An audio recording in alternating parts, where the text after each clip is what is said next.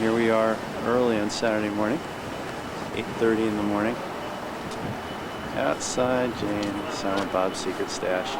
Already a lot of people are lined up, and we're lucky because it's nice and sunny out. It's supposed to be all crappy and rainy today.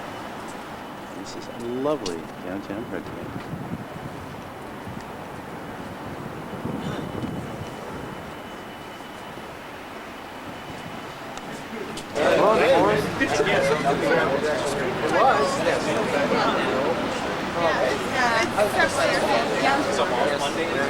There's Jay. Zillions of people Jay. here. Jay. Oh, he's gone.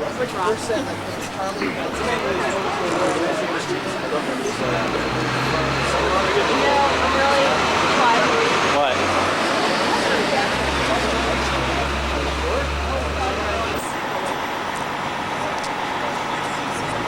That's Brian.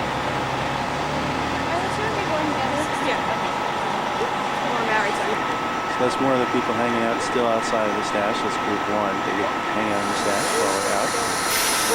Just across the street from Jack's Music Shop. Look at that. Amazing. And there's the Starbucks, because every town has a Starbucks.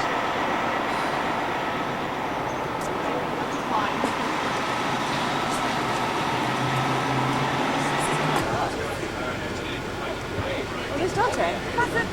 There you go. Morning! Hello. Welcome to the wonderful Clerks Askew Universe Reality Tour. Who needs Kramer? Fuck Kramer.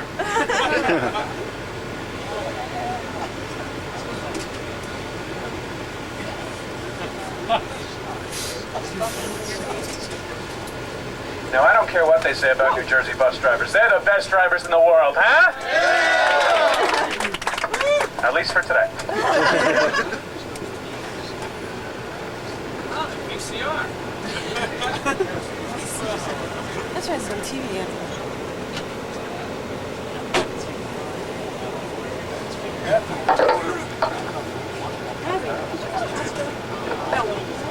Well, for those who don't know me, raise your hand. We're not going to Atlantic City, and if you're thinking that, you're on the wrong bus. Although, to tell you the truth, we do have something in common. Both this bus and that bus are a gamble. This tour could be a winner, could be a loser.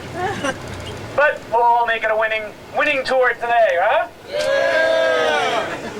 How the fuck did I get this job? Supposed to be doing movies, damn it. Well, next step is the Hollywood tour. Okay, over here is the Hollywood Bowl, okay? Over here is Man's Chinese Theater, okay? Alright, a few minutes once we get on Front Street here in lovely Red Bank. How many people are here from New Jersey? Woo! Alright. Alright, who's the furthest away? Anybody like West Coast over here? Good, fuck those West Coast people.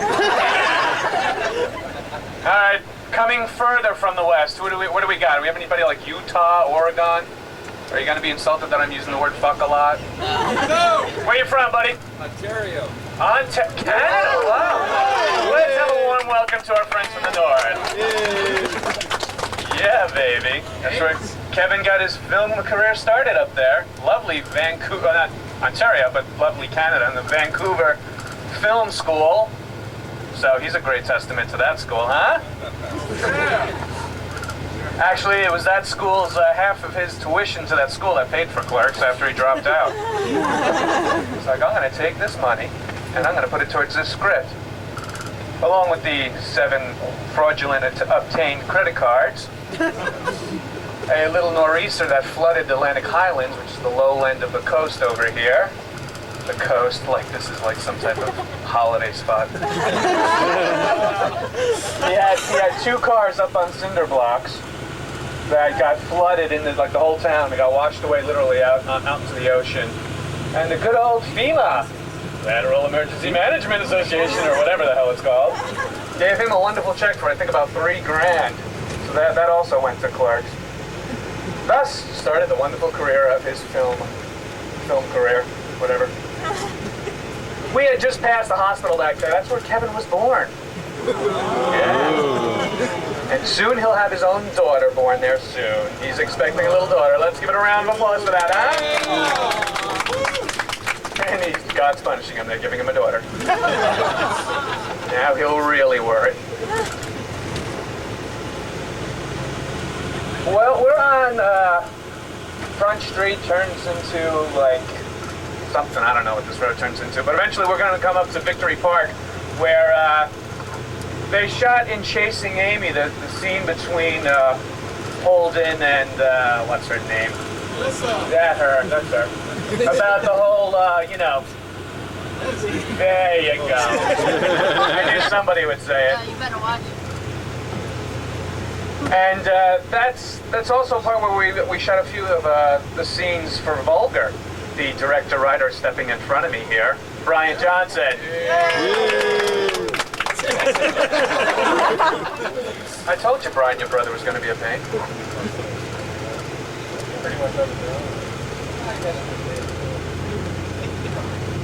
Anyway, Vulgar, hopefully, they're literally finishing up the sound work on it now. It looks incredible. It's dark as hell, but it looks really, really incredible. Scott Mosher himself is working on it yesterday, and he showed me some scenes from it. It looks very disturbing.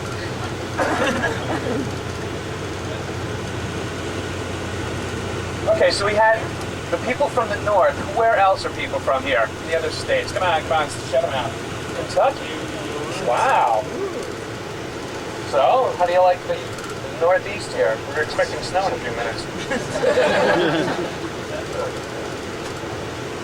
Now, I don't want to hear any jokes back there about Kentucky.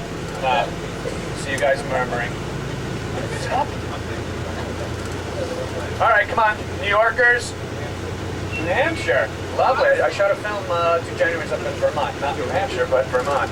It's all the same once you get past Connecticut anyway. Except for Boston, of course. Boston.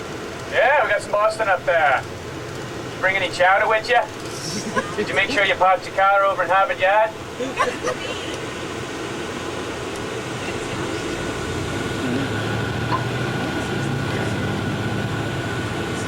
We're passing through Fair Haven, folks, where I think you have to show your federal tax return to see if you can qualify to live in this town. They're extremely snooty. And wait until they find out that we shot in their wonderful little town a very vulgar film, literally.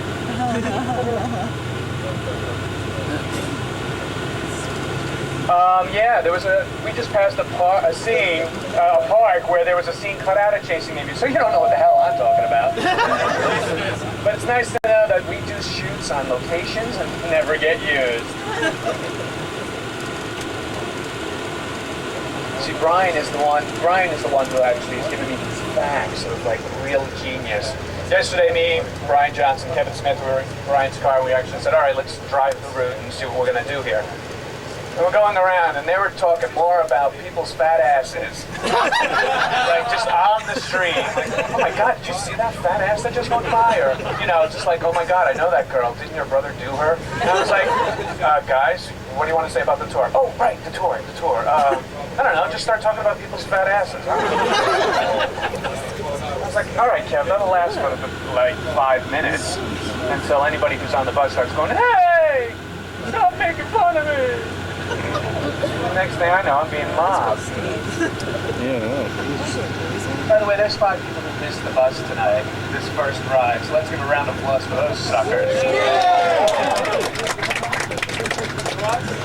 Brian's like, what do you think I should do? Should I wait 5 minutes? I'm like, wait. How many people are on the bus? Like about 50-something? We're waiting for 5? Dude, you tell them literally, you missed the bus. Maybe you on the next bus ride. Don't worry about it. So relax. Sure.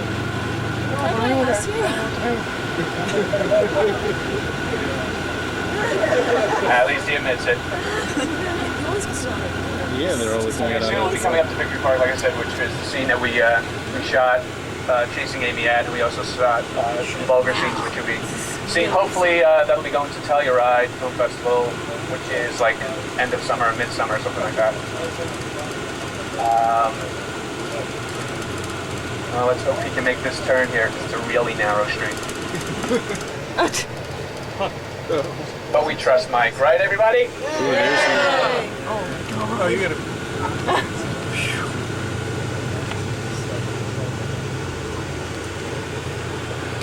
Yeah, we're gonna be disembarking.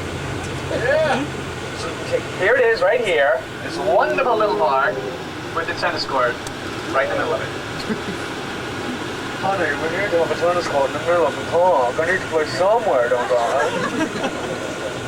Yeah, they're so like old that there's only 2 courts. Normally like a rich town that would have courts like this, it's mobbed with many people lining up to use it.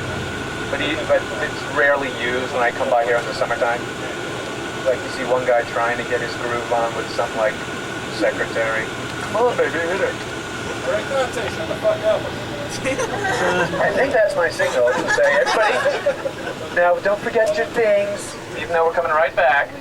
Just come on out and enjoy this wonderful crisp, cool air. I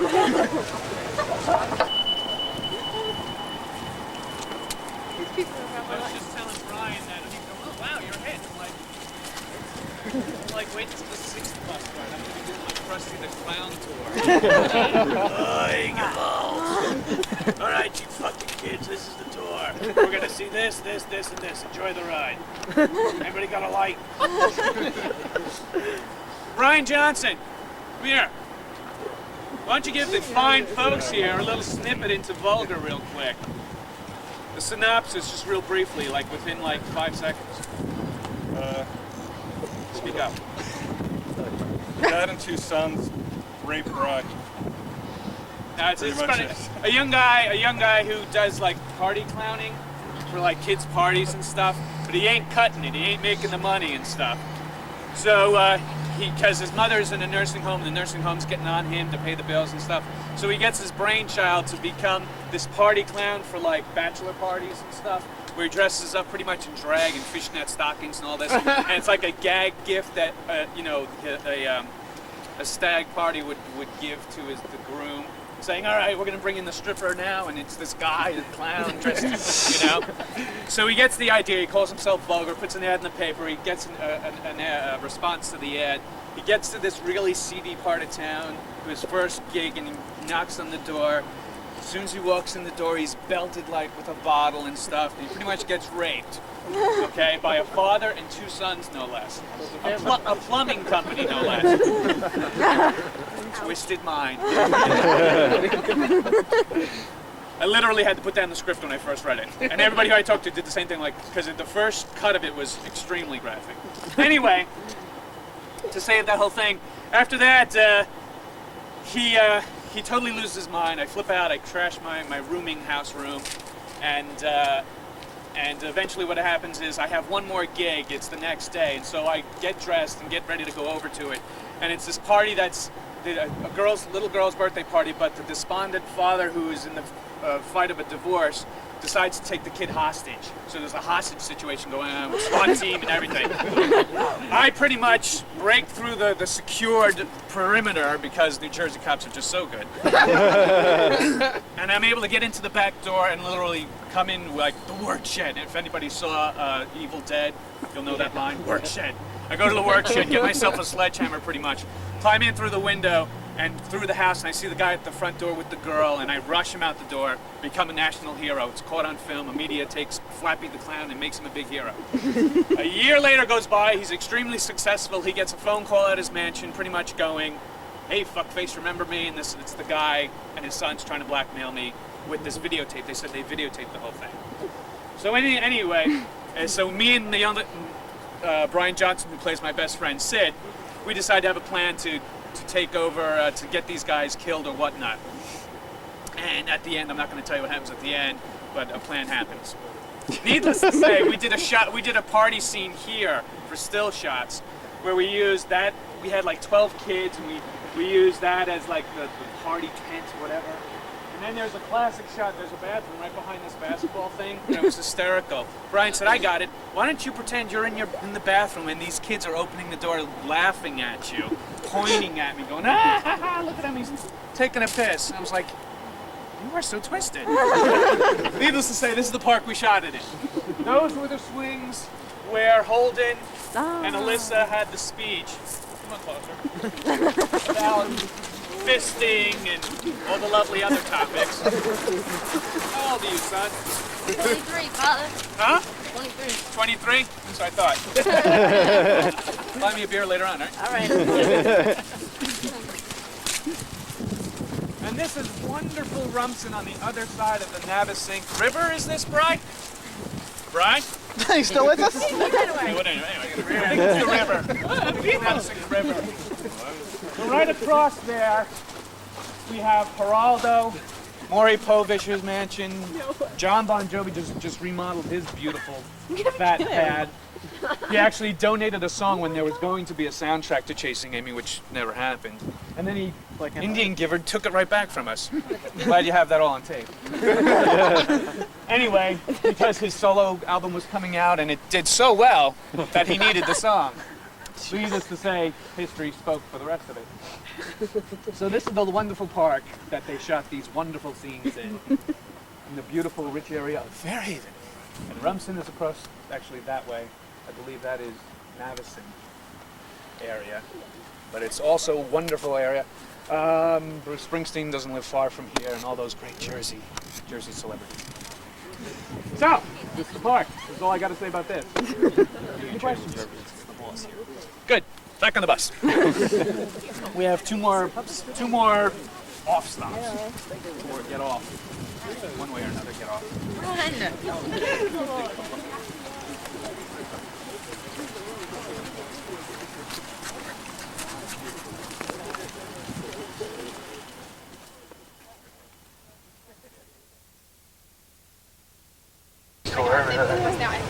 After my blood thickens again.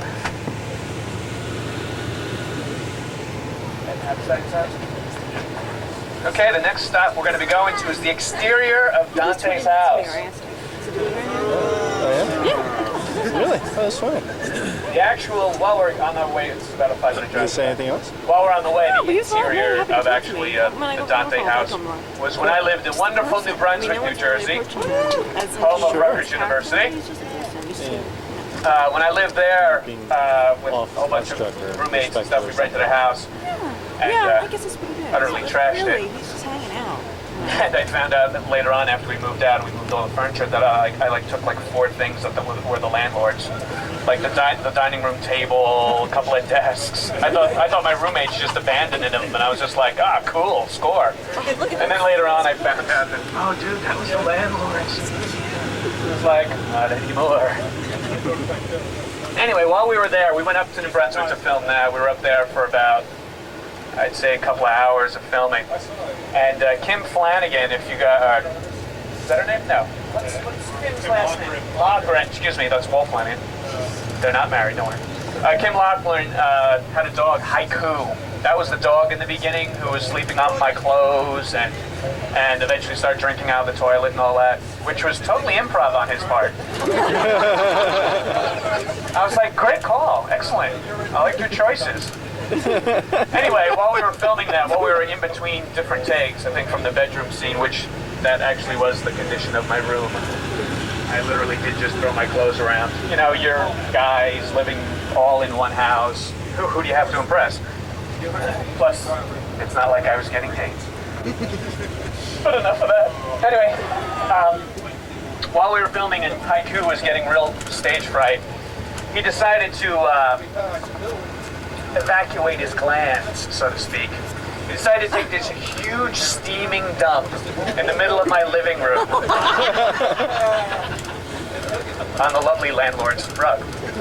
And I was like, what the fuck? What are you doing? Am I your stupid dog? So you thought the humiliation would be over and stuff. I was like, get the fucking dog out of my house. Time to the back of the fence or something. And then we were all done with the scene and I'm ready to leave. I pick up my jacket and it was fucking soaked with his piss. What does this dog have against me? I mean, doesn't anybody walk these animals? I'm calling the ASPCA here. So the interior of, see, it was funny because there was different interiors. Like the actual house that we're going to, Ed Hapsack, who actually was the long-haired Gatorade drinking hockey player. Sanford, there you go. Good thing I got you along, buddy. Because I'm last night I'm thinking, oh God, we're gonna watch the film to start remembering character names again. I didn't have time, so I was like, somebody would be like a trivia mania. I'd be like, all right, who knows the most about the trivia? I do. Good, you're giving the tour here. Sanford, this is his house we're going to. With the kitchen part where I actually mix the chocolate milk into the cow's or pig's head, drink out of the pig's head in the beginning. That's the kitchen part is his house that we're going to. But the bathroom and the bedroom was done in my place up in New Brunswick. And I never even knew why we did that. I think it was afterwards that they figured, you know what, we have to have a morning kitchen breakfast thing scene, so let's do it down here. Because it was an afterthought. But the house is still owned by Ed's parents, which I don't think they've been informed that there'll be 6 buses all day stopping by his house. They'll be thinking like, Ed, were you busted or something? Honey, what's going on in there? We also had a scene in the beginning of this house where, I don't know if you ever noticed in the beginning when I walk out of the house, there was a motorcycle out front of the scene. Well, when you see it ever again. There was a motorcycle in the driveway as well as the car that I drove. We had planned in the beginning, like, wouldn't it be funny if Dante walked out, stopped at the motorcycle, like, he's so fucking cool, he owns a motorcycle, but then reaches into his pocket, gets out keys, walks further and goes over to the shitmobile. It was funny at the time. The other funny part was then what they had planned. Did we shoot that? Oh, Brian wasn't there. Never mind. I think what we then shot was Ed's mom actually coming out with a helmet and getting on the motorcycle. But in the constraints of trying to get the film as short as possible, because there was just so much extra footage, which if you get the Laserdisc or if it eventually gets the DVD, they have it on there. They cut it out, and I thought it was really fun. I was like, wow, why'd you cut that out? They were like, it wasn't that funny. And you're the actor, go back to bed.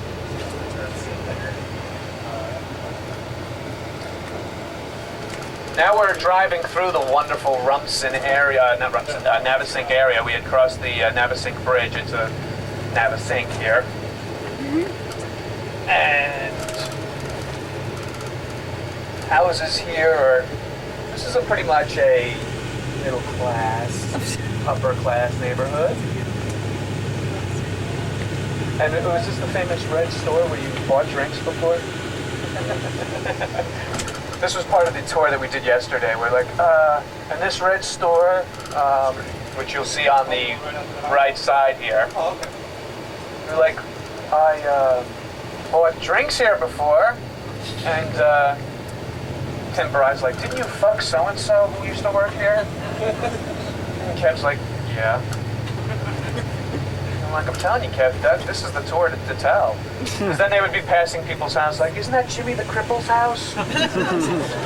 Wasn't that fucked up? What happened to him? And they were like, they'll be laughing, but they won't know what the hell you're talking about. But yeah, but it's a funny topic, Jimmy the Cripple.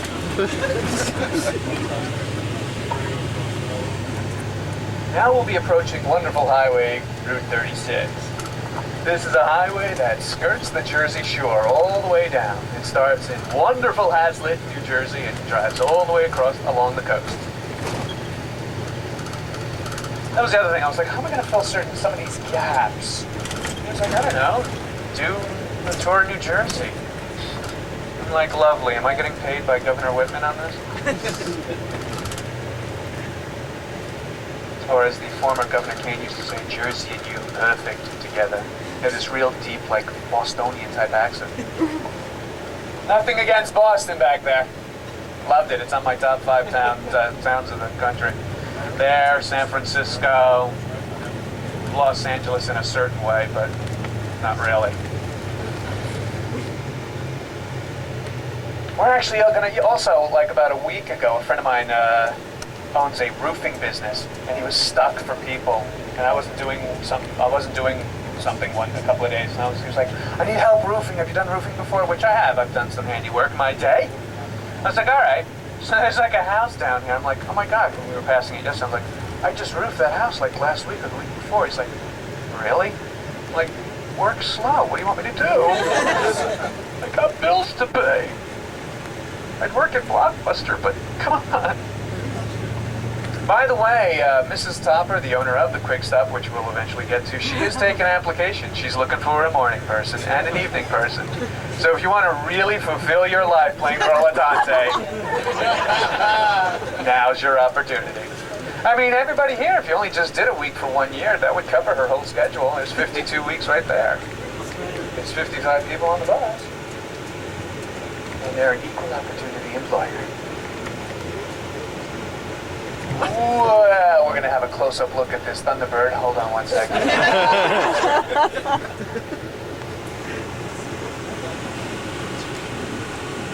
Yeah, let's hear it for Mike, everyone.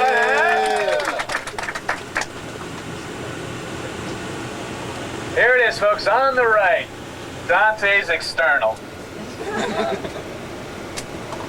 Also, the wonderful home of the Hashtags. Everybody wave! Hi, Miss Hashtag! It's their home, too. That's what the funny thing about it is. And that's all I have to say about that.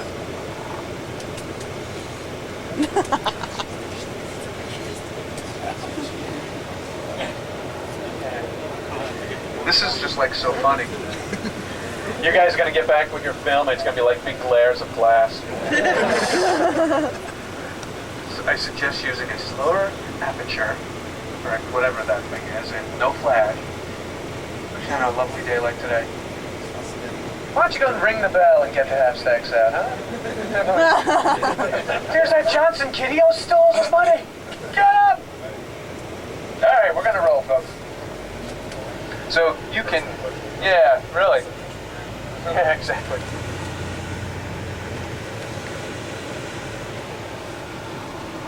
We're now going to be soon passing the house of lovely Kim Loughran. And, oh, right. We're now going to head actually to Poston's funeral parlor, which when we drove by yesterday, there was actually a funeral going on. And I was saying, right, well, Mike, if you, when you see the film, buddy, you're going to see a wonderful little trick we pulled on that funeral home. Which we actually would have wanted to shoot us the actual scene that's later on described of tipping the body over, but they weren't too keen about that. They thought they may lose business. And I'm thinking, people are going to die. They're going to need a place to wake them. So anyway, I was suggesting to Kevin, I said, you know, maybe what we could do, if there's an actual funeral going on, see if we can like encourage like some people to get the balls to run in there and tip a body over. Come on! You can go, we actually did, we went out there and actually tipped the body over. It was great, people were crying, it was the best thing. So then what did you do after they bailed you out? Well, it's a cool thing to say at beer keg parties. I tipped a body over, dude, really? No, man, serious, I have a criminal record to prove it. Also, the wonderful Ed Hapstack, whose house we just passed. If you didn't know it, you now do. He played the long-haired woman in that scene when the family runs out chasing us after we jump in the car. We weren't the most female adept people at the time when shooting. Right, exactly. Yeah, he had his mom's jacket on, no less, so he's broader than his mom, obviously.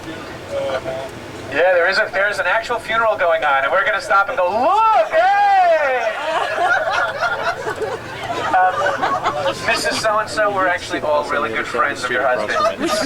Oh, it's a woman in there. Oh, we were also great fans of hers, too. Yes, we're all his lovers. We're proud, we're here, get used to it. So here it is, folks, on the left. Oh, shit. And we have all these video cameras. All right. Good morning, Father. How are you? This is the place, folks, literally. You thought we were joking. Do we have any shame? That's great. That's the place. Could you imagine what that driver's going to say? He's whole busload of people just started coming by and laughing. They were laughing! Hey, we didn't stop that time. And taking pictures. They were taking pictures. And wonderful Brian added, and they're not Japanese. Always the good guy. I hope that funeral ends soon. I don't want to be going through 6 times of, the poor. I know, it's probably like what time is it now? It's probably like a 9 o'clock viewing, a 3 o'clock viewing, and then there's going to be like a 7 o'clock viewing. And these buses just keep coming rolling by. What's going on? Now we're in wonderful Atlantic Island, ladies and gentlemen. A wonderful little shore community that got flooded and helped Kevin. Well, actually, that's Highlands. I got him the money from FEMA. I just got done a week of I'm doing set designs for a theater. That red awning down there, the First Avenue Playhouse. That's also the place where they held the auditions for Clerks, the actual auditions for extras. Kevin had already cast the 6 main characters with his friends and stuff, and then he held auditions for the extras. And so I was doing work out of there, which I'm still doing work out of at time. Right now I'm doing set design because that's the only paying gig in there, is being the set designer. They were auditioning for extras, and the owner of the place said, "Brian, come on down. These guys in a month are doing this film of some sort, and they're looking for extras." Like, all right. The month went by, and I get a phone call, and it's the owner going, "Brian, I didn't see you last night. You're not coming down?" I'm like, "Oh, I totally forgot." So he had 2 or 3 days of auditions anyway. So I went down the second day and did my audition, which they're going to be playing the audition tape. I just found this out this morning. I was like, "Why are you doing this to me?" To Kevin. He's like, "Well, you reminded of me yesterday." I was like, I've grown since then. Anyway, they had auditioned for extras, and I auditioned as an extra originally. He had already cast the role with, what's Ernie's last name? Ernie O'Donnell, who eventually ended up playing the muscle guy, who was telling me I was out of shape in Clerks. He was supposed to be he was the man who would be Dante, but he never kept in touch with Kevin afterwards. So Kevin had cast me because he had really enjoyed my audition. Because I played I did an audition where I played an evil character, Mr. Road from Wait Until Dark. Just recently on Broadway, Quentin Tarantino played the part. So he said, "Oh, if this guy can do an evil killer, I'm sure he can play a sappy clerk." Now, I had no idea what the script was about, what it was even called, and everything. So he then eventually gave me sides to the screenplay and had me read little sections of it. And he was like, "What do you think?" I was like, "Oh, it's pretty funny. The other guy is really funny, but it's pretty cool." I was like, "So, who is he in the film?" He was like, "Oh, well, he's the clerk." I'm like, "No, really, quit pulling my dick. Really, who is he?" He's like, "No, he's the clerk. Do you want to do it?" I was like, yeah, definitely want to do it." And so that night I took the script home and read it and literally laughed my ass off. Until I got to the ending, the original ending, where I get shot and killed, in which I was totally just hated it. I was like, I don't want to do that. There it is. No, definitely not. Well, here we are, the wonderful world of the Quick Stop Groceries and RST Video.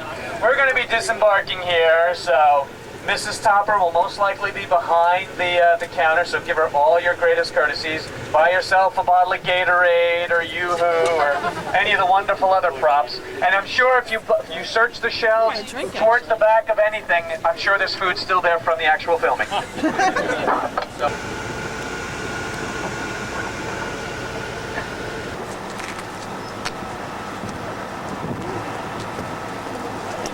Hey. Clerks Christmas special film. Oh, it's hilarious. There's the middle door. Did you get that one, Clive? Yeah. A submission school, which is for dogs.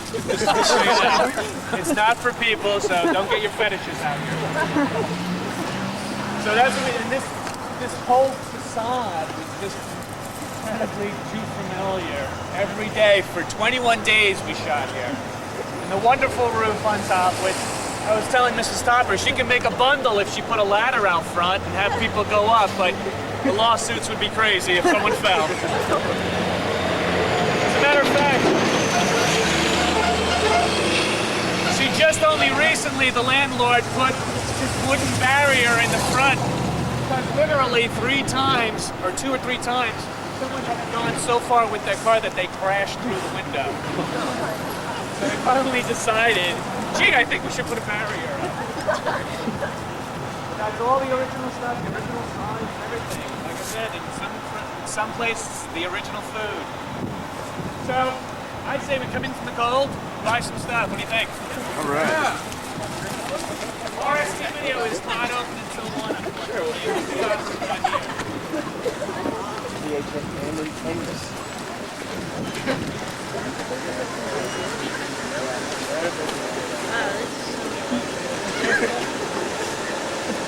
This guy's gonna freak us.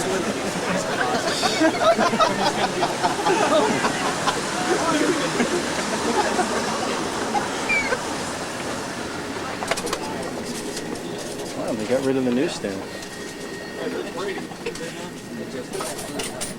Hey, tubby bitch.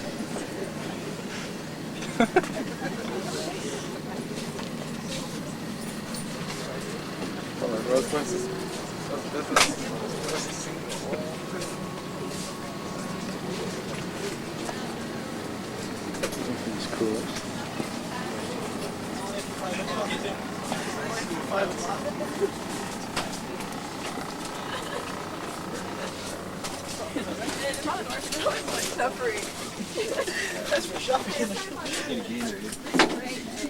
Something appropriate about that. The eggs. Yeah, I guess that's where the dead body is. want to get down and like check them. Smashing the eggs.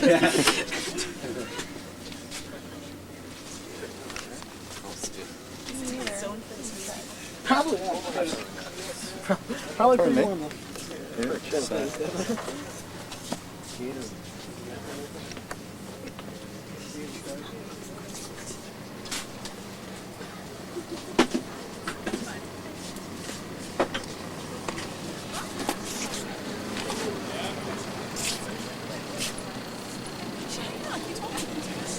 Oh yeah. Kevin Smith worked here. This is how they filmed it. Yeah, right. I didn't realize that. And then they actually Now, stopped could shooting you at 6 believe I a.m. spent, you know, trying to film, like, and none of these shelves are really movable. So we were this cramped in filming. What are you doing? Yeah, that's right. You did your job. Yeah, I know. You did. I can't cover today. I'm not even supposed to be here today. So over there are the famous snack cakes. This is the famous freezer at the end where I'm just so goddamn sick of life. That's laid right here all this time. And he did his famous Tostitos Jaws thing. And I'm telling you, man, I bet you check some of the dates on these things are at least 1993. And then the best thing about this whole place, as Brian pointed out to me yesterday, was the best porn you can buy in New Jersey. Like, that whole rack is like solid. In between takes was the best little reading material going on.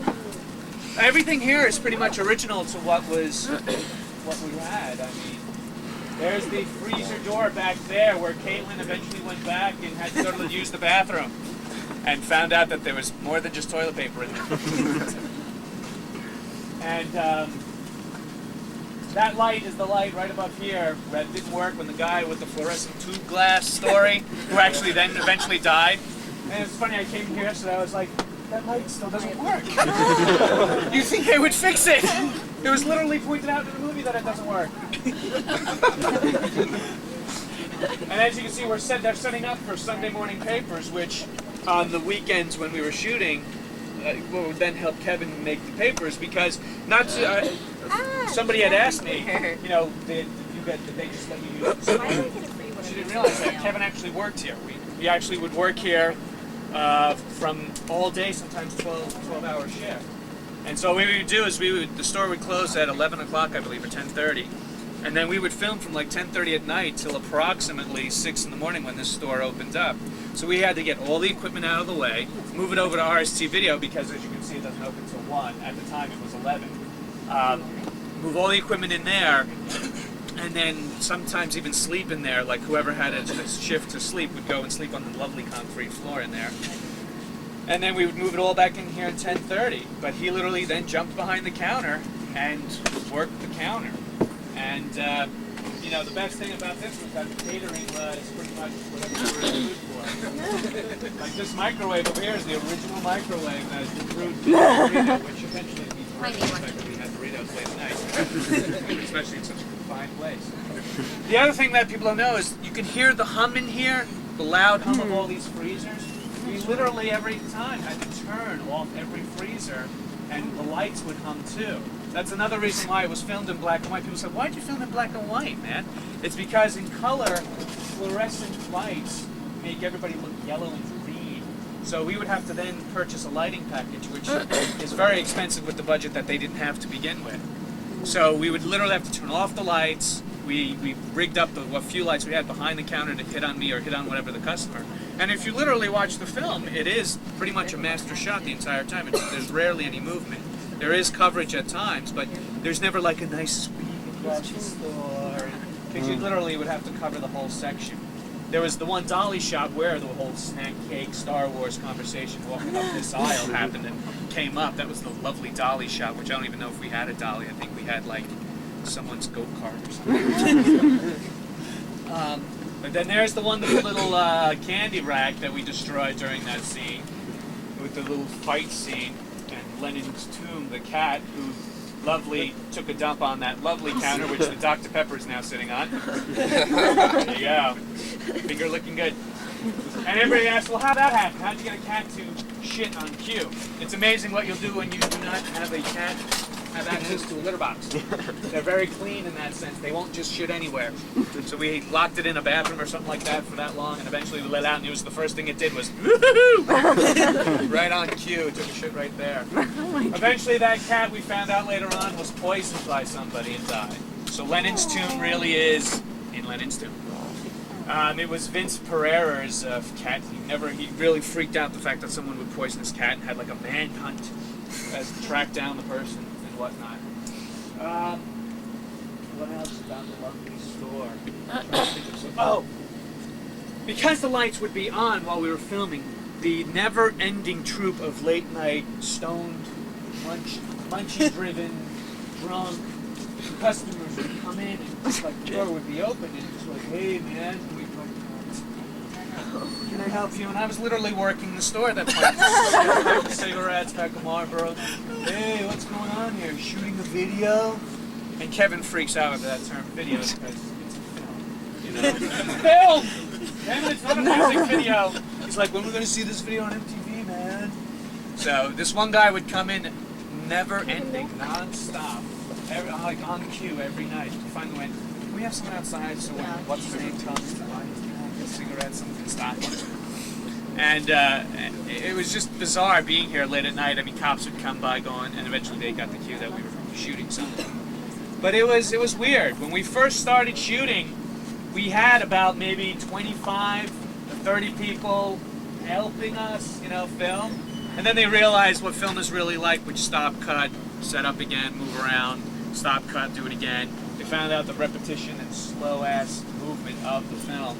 That by the next 2 or 3 days, 25 went down to like 10 went down to like 8, until finally it came down to pretty much the 4, which was Kevin, Scott Mosier, David Klein, DP, Ed Habstack, who helped us out in the beginning, and he dropped off from his here, then came back, who helped us holding the boom, because if you notice the credits, the boom operator is anybody who held the stick, pretty much. That's what we put in the credits. And then myself and Jeff, of course, in the counter, and then the various customers. And that was pretty much it. 3 guys working the actual filming of it, and the rest was just whoever was in the cast. And pretty much that's all we had the room in here to do. But it was funny that it would start out to be a huge, huge amount of people, and then down to nobody. So that's the little quick stop, little tour of the store. Unfortunately, like we said, the video store is closed, kind of like in the film, so you're getting a piece of the frustration of those customers. So, take your final selections up to the register for purchase, and they'll be getting back on the bus. I am. No, I was going to walk. This is like, Get a kind of Cal, you're good. it's actually working. When it's not. It was funny, we were in here yesterday, and Kevin's like, oh, what happened to the register that used to be here? And it broke, but they still have it at like the other store or something that they own. So Kevin wants to purchase the register. Oh, no. Like just the other day, just yesterday too, we were in the video store, and you know the sign that was over, brand new movies. Movies here, all brand new, just came in this morning. It still was up there on their brand new movie section. So Kevin's like, I'm taking that. So now when you get to the new store, you'll see his videotape section towards the back of the store has the new brand new movies poster up to it. And we asked the girl behind the counter, she's like, yeah, people come, a lot of people come here on their own personal little tour going, oh my God. And it's funny, Mrs. Topper saying, you know them immediately because they're the first one going, and if you look at the place, it's not a place you come in to go, wow. But the girl said she was offered $25 for that poster. And so Kevin's like, here, and he gave her money for the poster as well. I was like, you were good for not, because she denied it. She's like, no, don't. And some guy's like, well, just tell them I'll run in here and rip it off, you know, off the wall. And no one ever did, thank God. But so it's now in Kevin's store. He's also thinking about purchasing the RST Video actual sign out front and replacing it with a new one for them. Want to sell cigarettes to a 4-year-old? Yeah, really. No more. That was actually, I forget whose cousin. That was Vince's niece or nephew. Alrighty. Anybody need a pack of cigarettes anyway? That's why we changed it to cigarettes after that whole cigarette guy tirade. To actually use a name brand would have been a huge lawsuit. So that's why when people came in, they just said pack of cigarettes. Because everybody's like, well, what brand was it? Don't know. It's basic, whatever that brand. GCPC. There you go. Alrighty? Alrighty. Alright, we're gonna move out to the bus.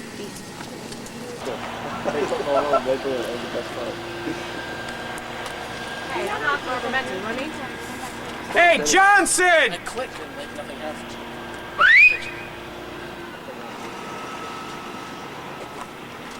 Yeah, alright. We have a key to the door. Only people in it, so make it easier. Go in the rocks. Alright. Yeah. There you go, folks.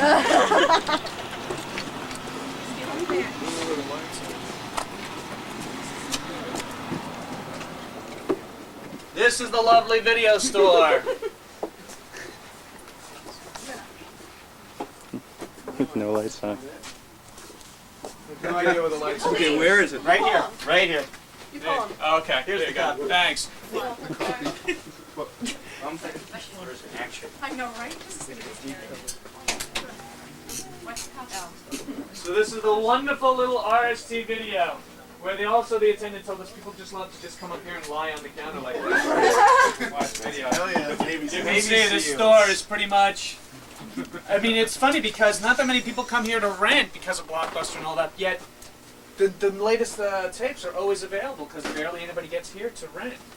But it's kind of, but what this has that Blockbuster's done is like this huge, see all these 80s? Hold it. I need to get it That's done. adult. And you notice it's the closest thing, so you know what this neighborhood buys the most here of. It's the adult section, which is a little room door right there in the middle, with a lovely little, I think, Fievel saying "Welcome to my porn room" or something. Oh no, Alvin, excuse me. Welcome to the RST Video Porn Room. Please close the door. Once inside, all titles are 2 for $2.65. Feel free to browse. Ask about our adult titles for sale. Remember, porn is cool. Must be 18 to enjoy an adult title. Bring box to counter. And then I just found out yesterday that there has been many a shagging in that room during off hours. So, and it's funny because a movie collector would have a field day in this place because there are some titles here that are just out of print now that you just can't find anymore. Here, let some people who are outside in move in a little more and shuffle in more. I don't know. We don't know that either because I asked that to Kevin and he's like, I have no idea what for. They got chairs. Someone pressed it out. I mean, it's injection molded. So literally, someone made a mold of this. Some type of shop class. But it's so funny that this whole place does the best business in adult because no one else does adult video. Alright, we're gonna go now. I've been given the wrap it up on this one. And if you notice, they sell so many of the lovely video appliances to the point where the plastic covering them is yellowing. So we literally slept on this lovely concrete floor in between days at times because I didn't feel like driving all the way back up to New Brunswick at times. Right. My battery's dead. And like Simpsonian type of stuff, you know. I heard that he gave me the synopsis of the first couple episodes. There's some pretty hysterical stuff. I mean, so I don't think you'll be disappointed that much. I mean, it would be nice to have been on like Comedy Central and be able to say "mother bleep" and "goddamn bleep," you know. But this is ABC. Plus, also, you know, Miramax owns the rights to Clerks, and so thus Miramax is owned by Disney, and Disney owns ABC. So that's how that chain of command pretty much went. Even though UPN had committed for like a lot more episodes to begin with, but they're UPN.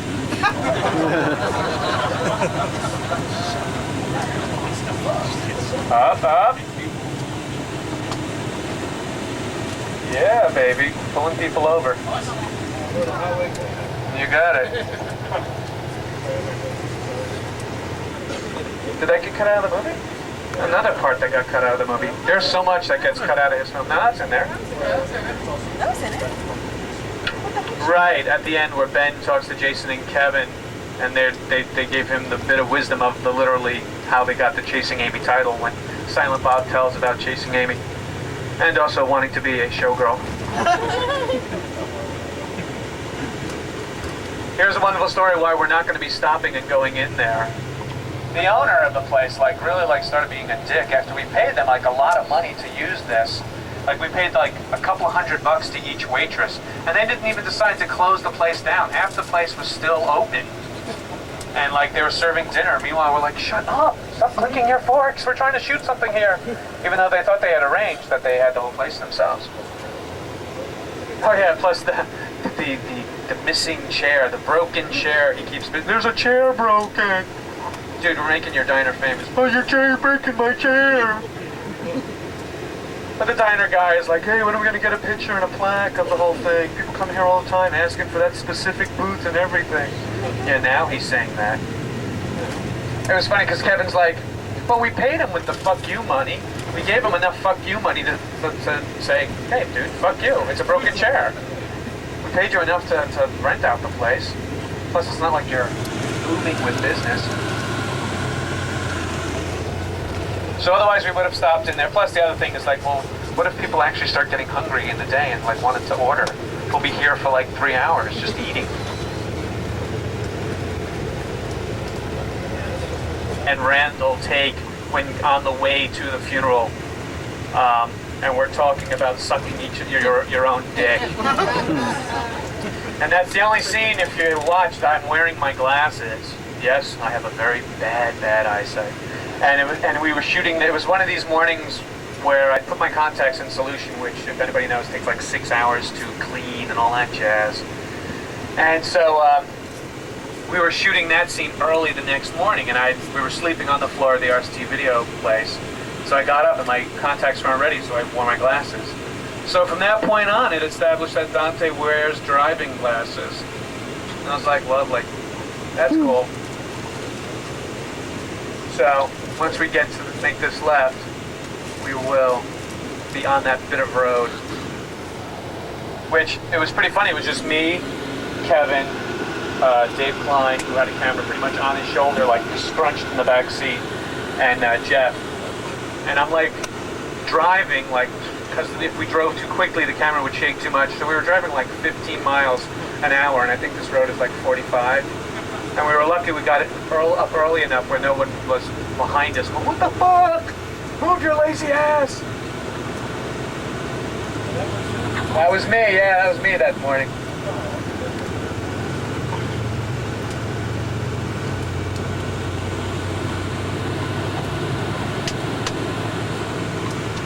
So, any questions? We're going to open this up now to a Q&A because after this part of it, it's just straight back to Red Bank.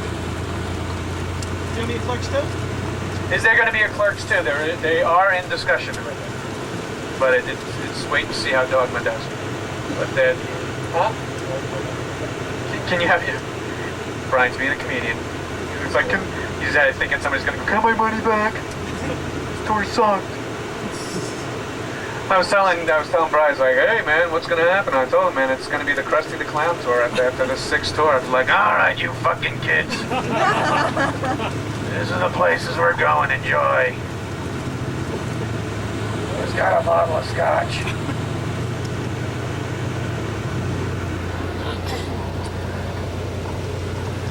Okay. I was about to say, you motherfuckers must know like your Clerks trivia where you don't have to ask any questions of any sort. Dogma is maybe I'll give you bits of information that I know of things. Dogma is going to be submitted to Cannes Film Festival in competition, so that's what they're waiting for then, and that comes up next month. And they're literally today shooting insert shots, so Linda Fiorentina will be in the area. I think she may stop at the store, I'm not sure, to do some insert shots today. And then that's it, then they start, it's really pretty much edited now, and they've done test screenings, and if you've been on the website, you've heard the reviews of the test screenings and stuff. I think it started out being like 3 hours and 15 minutes, and it's now 2 and like 25, I believe, right now.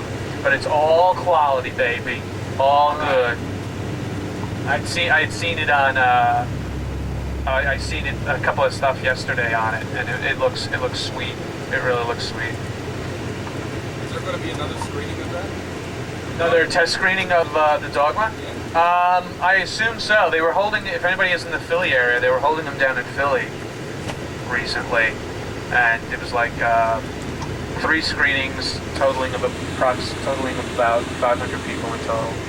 So it just looks so amazing, and it sounds really great. The guy who's doing the soundtrack to it is the guy who's done Silence of the Lambs, 7. What other things he did? Scott Mosier was telling me about Silence of the Lambs, 2. All those dark movies. Yeah, this is the actual road now from like this point on that we actually drove, because we would pass this school all the time, the Bayshore Middle School. This is where the discussion happened. What have you been doing? What have I been doing? I did a film with Ali Sheedy 2 Januaries ago called Groupies. It's an independent film. It's a road movie about these 4 child actors who pretty much had a show pretty much like the Power Rangers. And it's 10 years later, and the show got canceled and stuff. And these 2 groupies who want to bring the show back kidnap the 4 actors who are now older now and try to shoot the film, the shows again. And it's myself, Justin Henry, who is the young boy in Kramer versus Kramer, who's now obviously older. Ali Sheedy and another gentleman, Jason Frank, who literally is the White Power Ranger. And he was like, "I love this script because I hate that fucking show." Don't get me wrong, I paid a nice check, but I hated it. And so we shot that, and it's in like cleanup because they're tightening that up and trying to submit that as well to film festivals and to show it to other distributors of independent films. Then Vulgar, of course. I've been doing a lot of stage work. That's where I pretty much came from, is stage. And I'm reestablishing I go out every January out to California to do pilot season, and this year I did, so I'm getting things together to go back out there again. Pretty much what I've been doing. How about like Vulgar? That's gonna make it to distributor and like. Well, it's gonna go to Telluride, the Telluride Film Festival, and I think South by Southwest. Toronto, the Toronto Film Festival, and then seeking distribution from there. And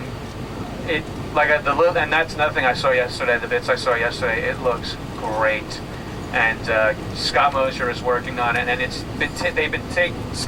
Brian actually has been really patient, because we shot it last summer, and it's just Scott says it needs time, it needs some cleanup work with here and there, and he wants to get the right person to compose music to it and everything. So once that's out, I'm really proud of that work. And I think Brian should be too proud of his work, because it's a 6 script, but it's shot so beautifully, and it reads so well.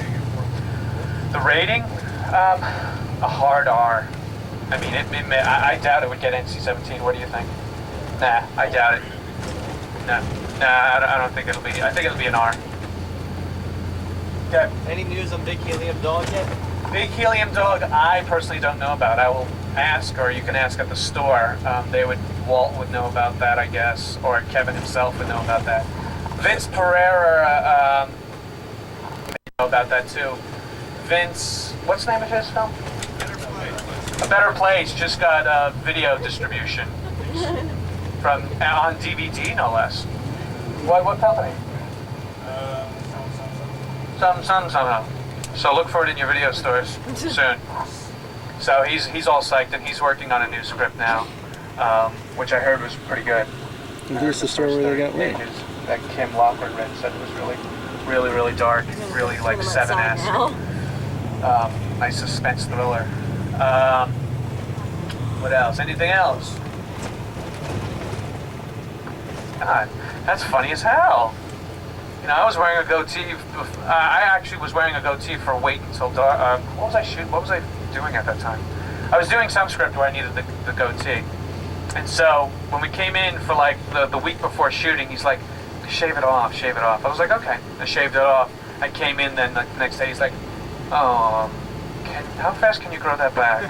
I'm like, hey, what are you saying? He's like, well, no, it makes you look way too young with it shaved off. I was like, oh, all right. You're just saying it's covering my chin, aren't you? Bastards. And I grew it back now because I was playing a 68-year-old English detective, which I had to whiten this up and whiten my hair.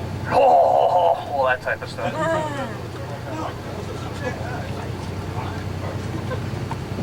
The tour gets Mike the driver's approval, everyone.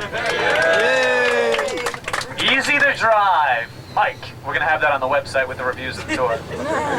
Bus driver says, excellent steering capacity. You had a question? Okay, if they did make the toy adult-oriented, what would you want to look like? What does adult-oriented mean there? I'm getting confused. Just how Is that like they Anatomic's did, Back? like... Like a Boogie Nights toy? What the fuck? No, like they put a meat bag with Jay or... Oh, I see what you're saying. Okay, and now I see what you're saying. Gee, what would I have them do? I don't know. A porn mag in my hand. Who knows? The dog of shit that Haiku left in my apartment! That dog died, you know? I gotta ask him that. Whatever happened to that damn dog?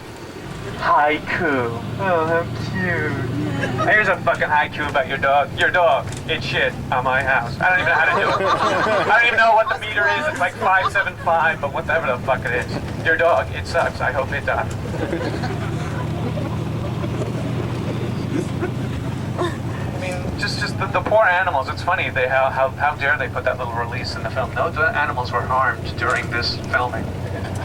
Yeah, but what about my rug? What about my damn jacket? Yeah, exactly. I was being held back. Any other questions? Looking forward to Dogma? Yeah. You damn well better be. No, seriously, this should be really, really good. And I think what Bob Weinstein and Harvey Weinstein are going to love is that the fact that the Catholic Church is going to go absolutely nuts and protest this out the ass, and which means it's going to have free publicity, and that's the best thing he loves. To pay for nothing. Please don't send that over to him if anybody has that on videotape.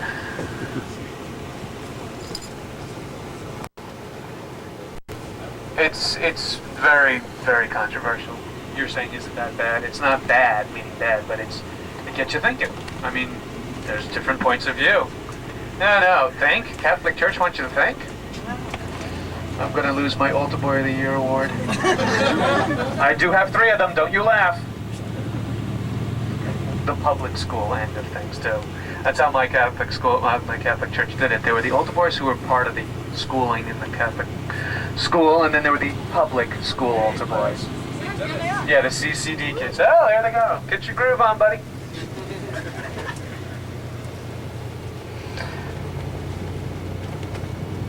And so, yeah, exactly. Brian Johnson's like, it's time to point out weird-looking people again out there. Hey, you! Off of my glasses. I'm not fat, I'm being boned. That would be funny. I would love to see like a huge like Laugh Olympics type of thing of all the cartoons out there. Remember Laugh Olympics? I love it. Isn't that great? Barbara. It's just like, the amalgamation of all your favorite cartoons together. I'd love to see like The Simpsons meet like King of the Hill / Butthead / South Park. The Critic. That's one show that I can't believe Fox canceled. I loved The Critic.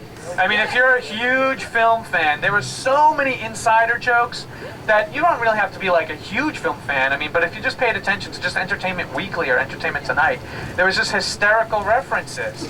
And I mean, I think they only got out like, 22 episodes maybe, I think, finally? And I knew a few people who actually worked on the show and everything. And I was just like, ah. And John Lovitz is just hysterical as the character. And anything he does, he's just great. Like, I don't know if locally here, he's doing the phone book ads. Like, they have this campaign where he's the author of the phone book. And he starts going, my favorite chapters are C, candy, D, donuts, P, pizza.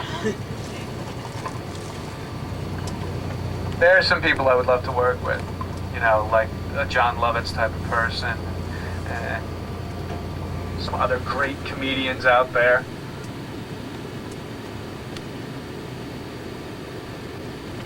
Any other questions or any other comments? How'd you like the tour? It's all right. Oh, it's fun. Cool. Broken through. I'm ready for Universal Studios.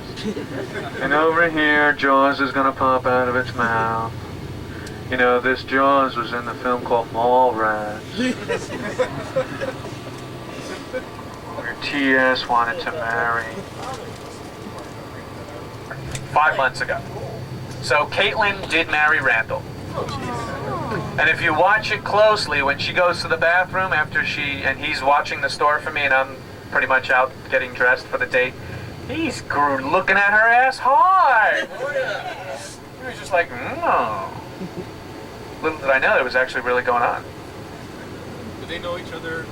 No, they didn't know each other previously either, so Kevin not only put them in films, but introduced them to their loves of their lives. And now they both hate Kevin. Thank you, Brian. And then it's so funny, too, because I was in Kevin's office yesterday, and Marilyn Gigliotti, who played Veronica, just so happened to call at the same time. So what a coinkydink, huh? She's out in L.A. as well. She's working on a couple of independent films out there, too.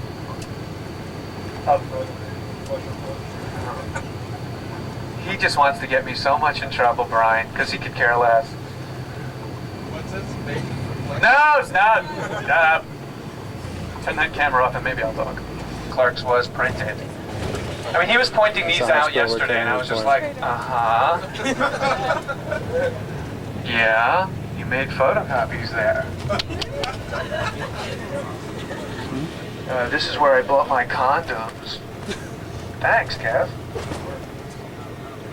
Oh, no! You got that on film? What'd he say? He could say that. He literally lives with them, so I'll let him kick his own ass out of the house. Are they married?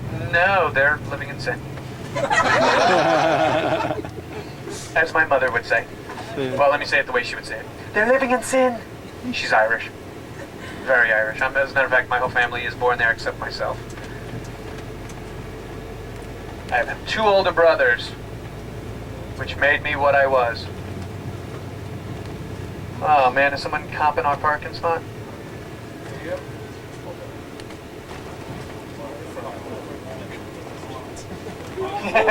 Let's block up the fire department, who cares? Burn, baby, burn. All right, folks, now welcome to the stash. And when you see this place, it's amazing. It was decorated by Ratso Holtzman, who's done all the art decoration in both his films, and I couldn't believe when I walked in there. It was just amazing. It's so vulgar, it's funny. All right, folks. So that is the end of the tour. That's his dad. Not allowed to have the camera running in there. So,